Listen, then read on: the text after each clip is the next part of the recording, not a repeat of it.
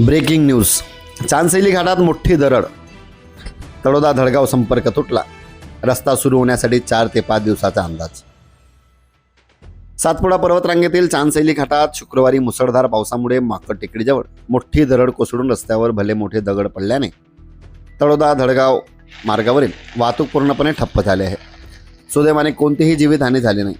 सार्वजनिक बांधकाम विभागाचे उपअभियंता नितीन वसावे, कनिष्ठ अभियंता सुधाकर चौरे व पोलीस कर्मचारी अजय पवार यांनी घटनास्थळी पाहणी केली।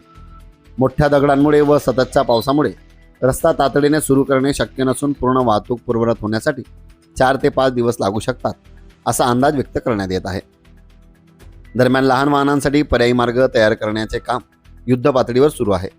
नंदुरबार जिल्ह्यात पावसाचा अलर्ट कायम असल्याने नागरिकांनी अत्यावश्यक कामासाठी घाटमार्गावरील प्रवास टाळावा असे आवाहन प्रशासनाने केले आहे।